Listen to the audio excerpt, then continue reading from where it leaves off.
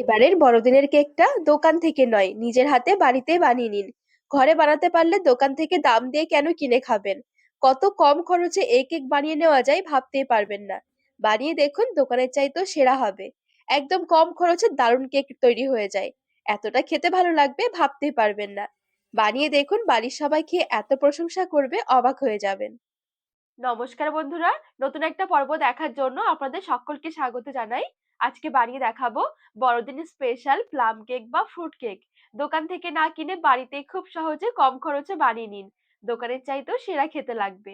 চলুন, আশা করছি রেসিপিটি অনেক ভালো লাগবে। সবার প্রথমে গ্যাস ধরিয়ে একটা কড়াই বসিয়ে দিয়েছি। কড়াইয়ে চায়ের কাপ মেপে নিয়ে নিচ্ছি 1 কাপ চিনি। গ্যাসের আঁচটা একদম হালকা রেখে চিনিটা এভাবে করে একটু ছড়িয়ে দিচ্ছি। চিনিটা ক্যারামেল তৈরি করে নিতে হবে, এতে করে কেকের মধ্যে দারুণ সুন্দর একটা কালার আসবে। আস্তে আস্তে দেখবেন চিনি খুব সুন্দরভাবে গলতে থাকবে। আবার খেয়াল রাখতে হবে কিন্তু গ্যাসের আঁচ খুব বেশি বাড়িয়ে দেওয়া যাবে না। আস্তে আস্তে করে ক্যারামেলটা তৈরি করে নিতে হবে। চিনি পুড়ে গেলে কিন্তু খেতে ভালো লাগবে না, তেতো হয়ে যাবে।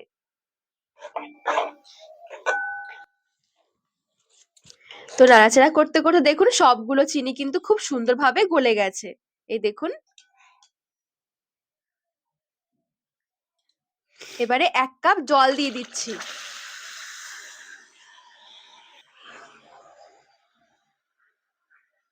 প্রথমে দেখবেন এরকম একটু চিট ধরে আসবে। এটা নাড়াচাড়া করলে দেখবেন আবার ঠিক হয়ে যাবে। জলের সাথে চিনির ক্যারামেলটা মিশিয়ে নেড়েচেড়ে একটুখানি মিশিয়ে নেব। তো খুব সুন্দরভাবে জলের সাথে একটু নেড়েচেড়ে মিশিয়ে নিয়েছি। এবারে গ্যাসের আঁচটা বন্ধ করে দেব। গ্যাসের আঁচ থেকে নামিয়ে এবারে একটু ভালো করে ঠান্ডা করে নেব। এবারে চলুন কেকের ব্যাটার তৈরি করে নেব। চায়ের কাপ মেপে 1 কাপ নিয়ে নিয়েছি টক দই। আজকের কেকটা আমি ডিম ছাড়া তৈরি করছি, তো এই কারণে টক দই নিয়েছি। যদি আপনারা টক দই না দিতে চান সেক্ষেত্রে 2টো ডিম দিতে পারেন। ঠিক ওই কাপ মেপে 1/2 কাপ নিয়ে নিয়েছি সাদা তেল। 1 চামচ দিচ্ছি ভ্যানিলা এসেন্স। একটা হুইক্সের সাহায্যে ভালো করে এবারে সবকিছু মিশিয়ে নেব।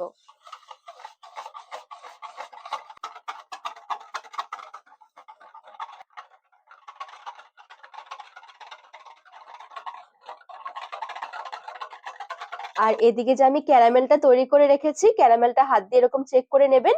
যদি ঠান্ডা হয়ে যায় তারপরে কিন্তু ক্যারামেলটা ঠিক এভাবে করে ঢেলে দিতে হবে। গরম অবস্থায় কিন্তু দেয়া যাবে না।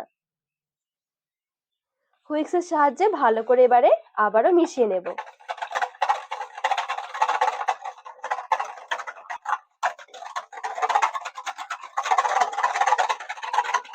তো এখানে আবারও খুব ভালো করে আমি নেড়েচেড়ে মিশিয়ে নিয়েছি। এবারে এরকম একটা চালনি বসিয়ে দিচ্ছি।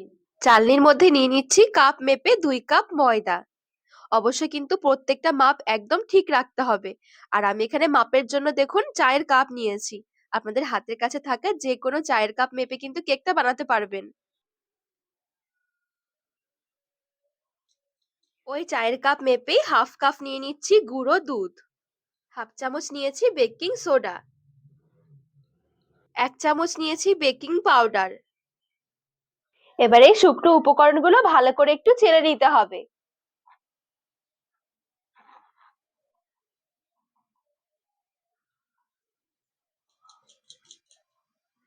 আর অবশ্যই করে চেষ্টা করবেন এই শুকনো উপকরণগুলো চেলে নেওয়ার। তাহলে ব্যাটার কিন্তু একদম পারফেক্ট তৈরি হবে। ব্যাটারে কোনো গুটলি থাকবে না। এবারে একটু হালকা হাতে ভালো করে মিশিয়ে নেব।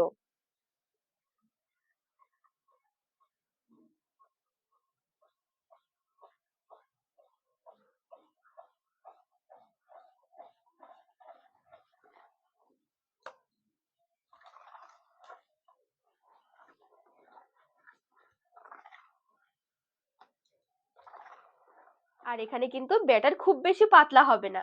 যেহেতু ফ্রুট কেক তৈরি করছি, ব্যাটার কিন্তু যথেষ্ট একটু ঘন করেই বানাতে হবে। তো এই দেখুন এখানে আমি খুব ভালো করে সবকিছু হুইক্স দিয়ে মিশিয়ে নিয়েছি।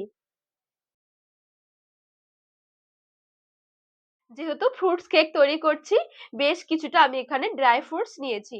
আপনাদের হাতের কাছে থাকা যে কোনো ড্রাই ফ্রুটস দিতে পারবেন এই কেকের মধ্যে। তো এখানে আমি নিয়েছি বেশ কিছুটা চাল কুমড়োর মোরব্বা, নিয়েছি কাজু বাদাম ছোট ছোট করে কুচিয়ে নিয়েছি, নিয়েছি কিশমিশ, আর এখানে নিয়েছি কালো কিশমিশ।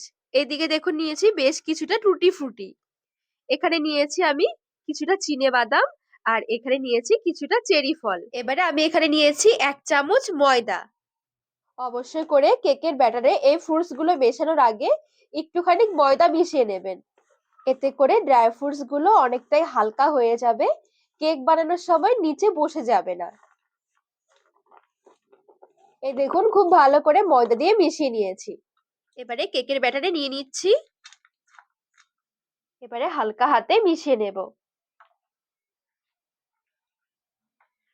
আর এই ফ্রুটস কেকের ব্যাটারে কিন্তু ব্যাটারের তুলনায় ফ্রুটস এর পরিমাণটা একটু বেশি হবে।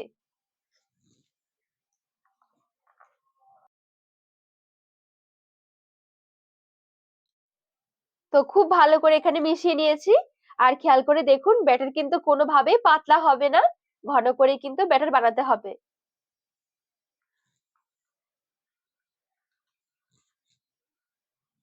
কেক বসানোর জন্য বাটিটা রেডি করে নেব। আমি এখানে নরমাল একটা অ্যালুমিনিয়ামের বাটি নিয়েছি। আপনারা কিন্তু যে কোনো বাটিতে বা যে কোনো টিফিন কৌটোর মধ্যে কিন্তু কেকটা বসাতে পারবেন। সামান্য একটু তেল নিচ্ছি। তেলটা ভালো করে চারদিকে ছড়িয়ে একটু লাগিয়ে নেব।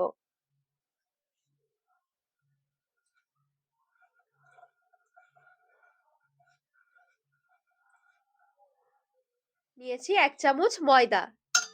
ময়দা দিয়ে এভাবে করে চারদিকে ছড়িয়ে ছড়িয়ে লাগিয়ে নিচ্ছি। যদি বাটার পেপার থাকে বাটার পেপারও নিতে পারেন, তবে এইভাবে করলে আমার কাছে অনেকটাই সুবিধা মনে হয়। তো দেখুন এখানে খুব সুন্দরভাবে ময়দা দিয়ে পুরো কোট করে নিয়েছি। এক্সট্রা ময়দাটা কিন্তু অবশ্যই ঝরিয়ে ফেলে দিতে হবে। রেডি করে রাখা কেকের ব্যাটার নিয়ে নিচ্ছি।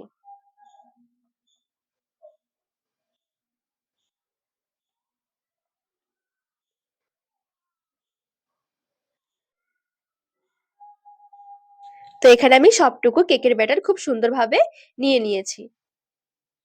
উপরের দিকটা হালকা করে একটু সাজিয়ে দিচ্ছি।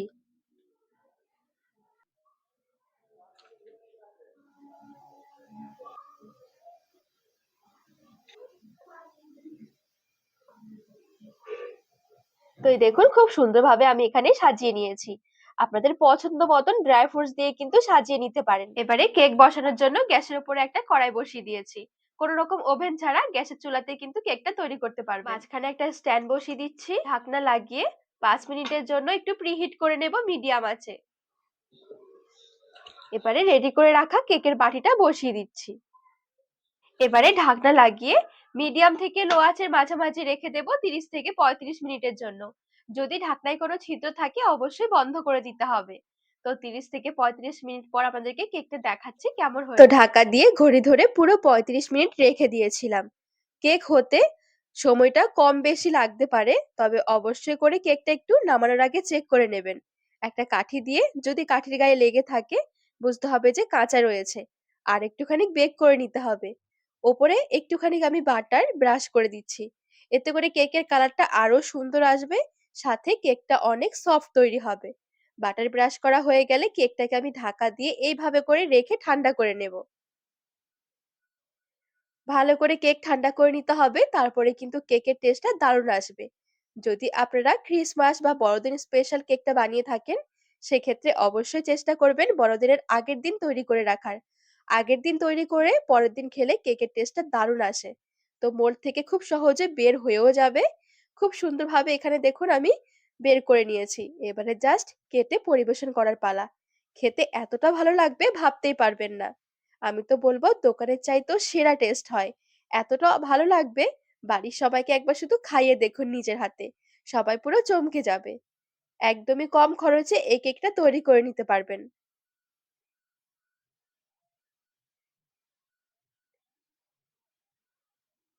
আর এরকম একটা কেক দোকান থেকে কিনে আনুন, দেখবেন কত যে দাম নেবে তার ঠিক নেই। দেখুন কত সুন্দর কেক তৈরি হয়েছে কত অল্প কয়েকটা উপকরণে, সামান্য কয়েকটা জিনিস দিয়ে।